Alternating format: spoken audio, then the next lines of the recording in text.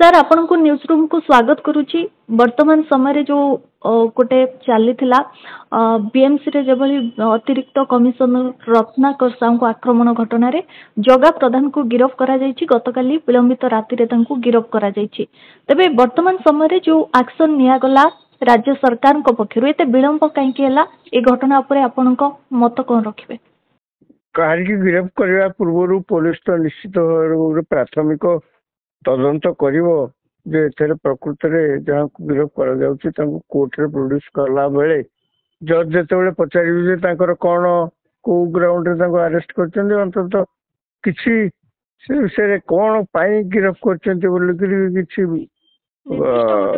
ନିର୍ଦ୍ଦିଷ୍ଟ ଉତ୍ତର ତ ଦବାକୁ ପଡିବ ନା।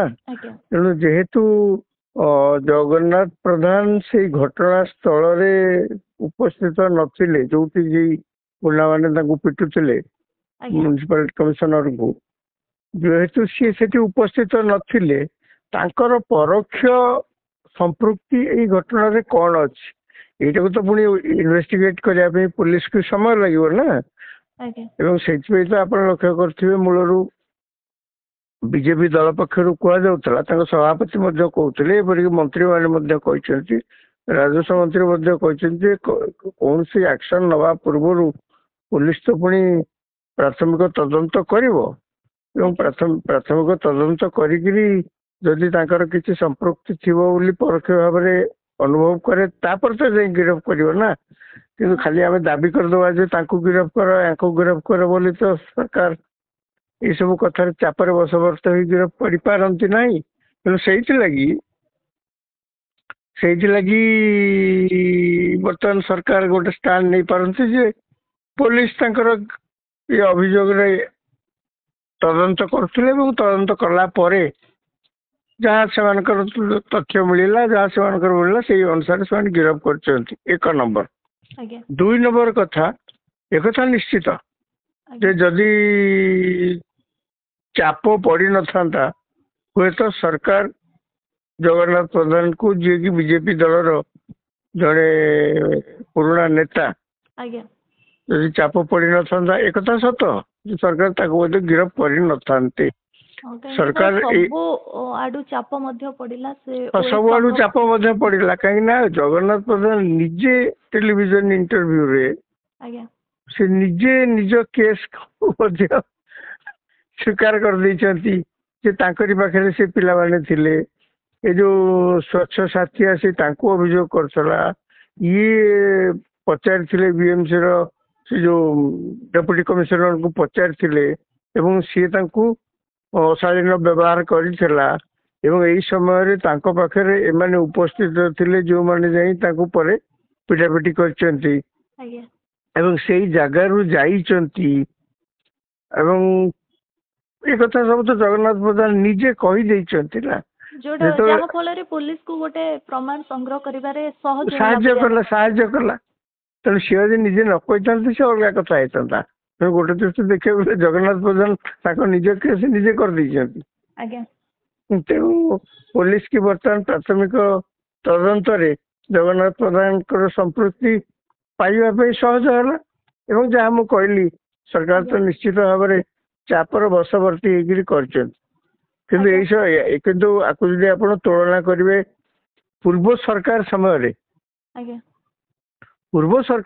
ତ ସେମାନେ କିଛି ଶୁଣୁନଥିଲେ, ସେମାନେ ବରଂ ଆହୁରି ଧମକେଇକି ରଖୁଥିଲେ। କେତେ କଣ ଘଟଣା ହେଇଛି ପୂର୍ବ ସରକାର ଯେତେବେଳେ ପୂର୍ବ ସରକାର ଭିତରେ ଘଟୁଥିଲା ତ ସମୟରେ ଘଟୁଥିଲା ତ ଏଇ ସବୁ ଘଟଣାକୁ ଗୋଟେ ପ୍ରୋତ୍ସାହନ ମିଳୁଥିଲା ବୋଲି ଆମେ କହିପାରିବା। ହଁ, ସେତେବେଳେ ପ୍ରୋତ୍ସାହନ ମିଳୁଥିଲା ଏବଂ ଏ ସରକାର ଅନ୍ତତଃ ଜଗନ୍ନାଥ ପ୍ରଧାନଙ୍କୁ ଆରେଷ୍ଟ କରିକିରି ଇଏ ଗୋଟେ ଭଲ ଉଦାହରଣ ସୃଷ୍ଟି କରିଛନ୍ତି। ଆପଣ କିଏ ତାଙ୍କୁ ଚାପ କହିପାରେ, କିଏ ତାଙ୍କୁ ଜାଣି ଶୁଣିକିରି ଡେରି କଲେ ଏ କଥା କହିପାରେ, ଘୋଡେଇବାକୁ ଚେଷ୍ଟା କରୁଥିଲେ ହେଇପାରେ, କିନ୍ତୁ ଘଟଣା ଘଟିବାର 2-3 ଦିନ ଭିତରେ ଜଗନ୍ନାଥ ପ୍ରଧାନଙ୍କର ସମ୍ପୃକ୍ତି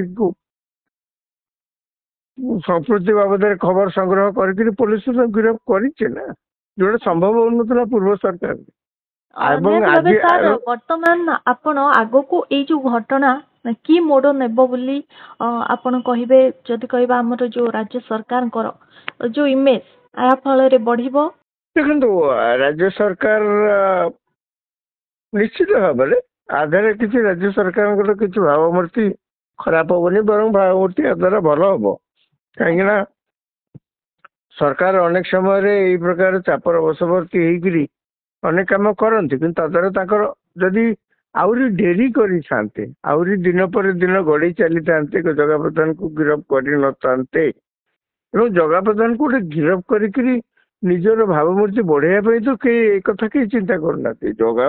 ଜଗନ୍ନାଥ ପ୍ରଧାନ ନିଜେ ଏଥିରେ ଅଛନ୍ତି ବୋଲିକିରି ତାଙ୍କରି ପାଖରୁ ଘଟଣା ଆରମ୍ଭ ହେଲା, ତାଙ୍କରି ପାଖରେ ସେ ଗୁଣ୍ଡାମାନେ ଥିଲେ, ସେଉଠୁ ଗଲେ ଏବଂ ଆଙ୍କୁ ଯାଇକିରି ଦୁର୍ବ୍ୟବହାର କଲେ ମ୍ୟୁନିସିପାଲିଟିର କମିଶନରଙ୍କୁ।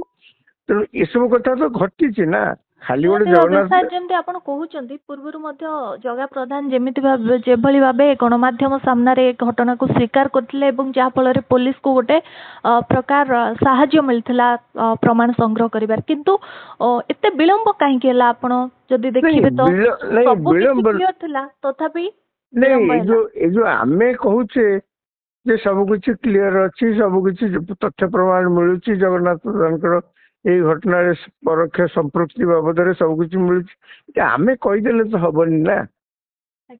ପୋଲିସ କି ସେ ତଥ୍ୟ ସଂଗ୍ରହ କରିବାକୁ ପଡିବ ଏବଂ ଯୋଉ ତଥ୍ୟ ସେମାନେ କୋର୍ଟ ଆଗରେ ଉପସ୍ଥାପନ କରିବେ। ପୋଲିସ ତ ଖାଲି ଗିରଫ କରିଦେଲେ ହୁଏନି ନା, ପୋଲିସ ଗିରଫ କରିକିରି କୋର୍ଟରେ ଅଭିଯୁକ୍ତଙ୍କୁ ପ୍ରଡ୍ୟୁସ କରେ ଏବଂ ସେଠି ପୋଲିସ କି ବିଚାରପତିଙ୍କର ହୃଦୟଙ୍ଗମ ହେଲା ଭଳି ତଥ୍ୟ ଉପସ୍ଥାପନ କରିବାକୁ ପଡିବ। ଆମେ କହିଦେବା ଇଏ ଦୋଷୀ, ସିଏ ଦୋଷୀ, ସିଏ ଦୋଷୀ, ଆମ କଥାରେ ତ ସରକାର ଚାଲିବେନି ନା, ବା ପୋଲିସ ତ ଗିରଫ କରିପାରିବନି ନା। ପୋଲିସ ତାର ନିଜେ ଇନକ୍ୱାରି କରିବ। ହଁ, ଏକଥା ସତ, ଆଜି ଯଦି ବିଜେପି ସରକାର ନଥାନ୍ତା ଏବଂ ସେଠି ବିଜେଡି ସରକାର ଥାନ୍ତା, ସେ ବହୁତ ସମୟ ମାନେ 2-3 ଦିନ ହେଲା ମୂଳରୁ ସେ ହିଁ ଗିରଫ ହେଇକିରି ଜେଲକୁ ଯାଇ ସାରିଥାନ୍ତେ।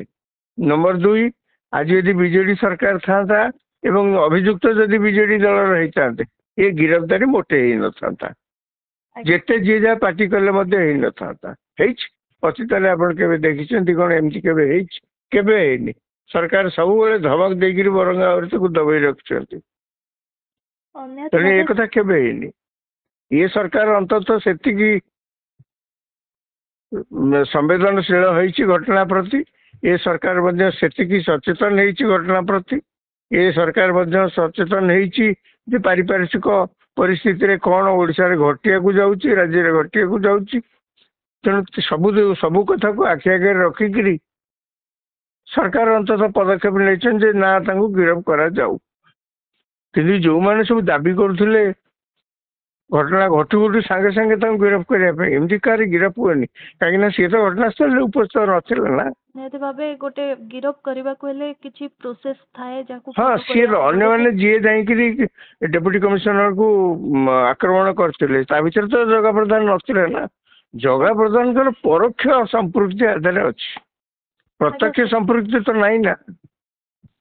ତେବେ ସାର୍ ବର୍ତ୍ତମାନ ସମୟରେ ଯେଉଁ ଘଟଣା ଘଟିଛି ଏଇ ଘଟଣାକୁ ନେଇ ପରବର୍ତ୍ତୀ ଷ୍ଟେପ୍ ରାଜ୍ୟ ସରକାରଙ୍କର କ'ଣ ରହିବ? ଜଣେ ବରିଷ୍ଠ ସାମ୍ବାଦିକ ବା ଜଣେ ରାଜନୀତି ସମୀକ୍ଷକ ହିସାବରେ ଆପଣଙ୍କ ମତ କ'ଣ ରଖିବେ?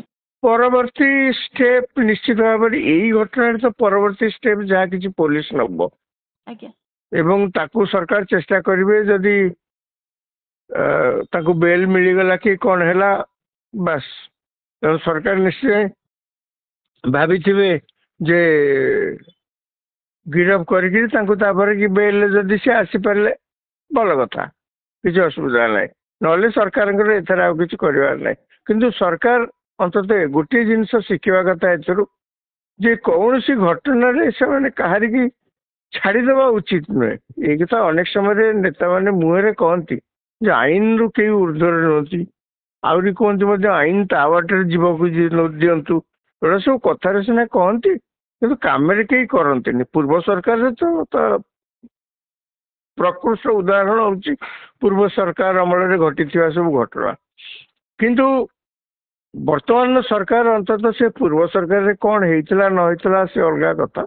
ବର୍ତ୍ତମାନ ସରକାର ଅନ୍ତତଃ ଏଇ ଘଟଣାକୁ ଗୋଟେ ଦୃଷ୍ଟାନ୍ତମୂଳକ ଭାବରେ ଗ୍ରହଣ କରିବା କଥା ଏବଂ ଯାହା କିଛି ଭବିଷ୍ୟତରେ ଏ ପ୍ରକାର ଘଟଣା ଘଟୁଛି କୌଣସି ପ୍ରକାର ବାଛ ବିଚାର ନ କରିକି ଅଭିଯୁକ୍ତ କୁ ପୋଲିସ ଧରିବା କଥା ଏବଂ ସରକାର ମଧ୍ୟ ଏଥିରେ କୌଣସି ପ୍ରକାର ଟାଳଟୁଳ ନୀତି ଅବଲମ୍ବନ କରିବା ଉଚିତ ନୁହେଁ। ଯାହା ଶୁଣିବାକୁ ମିଳୁଥିଲା ଯେ ଜଗନ୍ନାଥ ପ୍ରଧାନ ଜେଲ ଯିବା ପରେ ରାଜରାସ୍ତାରେ ସମର୍ଥକଙ୍କ ହଙ୍ଗାମା ଦେଖିବାକୁ ମିଳିଛି। ସିଏ ହୁଏ ବହୁତ ସମୟରେ ଦେଖନ୍ତୁ ଯେ ଏ ପ୍ରକାର ଘଟଣା ଘଟେ, ଏଥିରେ ଆଶ୍ଚର୍ଯ୍ୟ ହବାର କିଛି ନାହିଁ। କାହିଁକି ନା ଯେହେତୁ ସେ ଜଣେ ପୁରୁଣା ନେତା, ଶାସକ ଦଳର ନେତା, ତାଙ୍କର ଅନେକ ସମର୍ଥକ ମଧ୍ୟ ଅଛନ୍ତି। ସିଏ ତ ପୁଣି ବିଜେପି ଦଳର ପ୍ରାର୍ଥୀ ହେଇଥିଲେ ଭୁବନେଶ୍ୱର ମଧ୍ୟ ନିର୍ବାଚନ ମଣ୍ଡଳୀରୁ ଏବଂ ମାତ୍ର 37 ଖଣ୍ଡ ଭୋଟରେ 34 ଖଣ୍ଡ ଭୋଟରେ ସେ ହାରି ଯାଇଥିଲେ। ତେଣୁ ସେ ମଧ୍ୟ ଜଣେ ପୁରୁଣା ନେତା ବିଜେପିର, ତାଙ୍କର ଅନେକ ସମର୍ଥକ ଅଛନ୍ତି। ତେଣୁ ସେମାନେ ପ୍ରତିବାଦ କରିବା ସ୍ୱାଭାବିକ, କିନ୍ତୁ କିଏ କୋଉଠି ପ୍ରତିବାଦ କଲା ବୋଲିକି ଆଇନ ତା ବାଟରେ ଯିବ ନାହିଁ ଏବଂ ପୋଲିସ ତାକୁ ଗିରଫ କରିବ ନାହିଁ ଯଦି ତାଙ୍କର କିଛି ସମ୍ପୃକ୍ତି ପୋଲିସ ଅନୁଭବ କରୁଥାଏ, ଏକଥା ଭାବିବା ଭୁଲ। ତେଣୁ ତାଙ୍କର ଯୋଉମାନେ ସବୁ ସମର୍ଥକ ମାନେ ରାସ୍ତାରେ କିଛି ହୋ ହାଲ୍ଲା କରୁଛନ୍ତି, ଇଏ ସାମୟିକ ଉତ୍ତେଜନା ଧୀରେ ବନ୍ଦ ହେଇଯିବ। ନିହାତି ଭାବେ ସାର୍, ବହୁତ ବହୁତ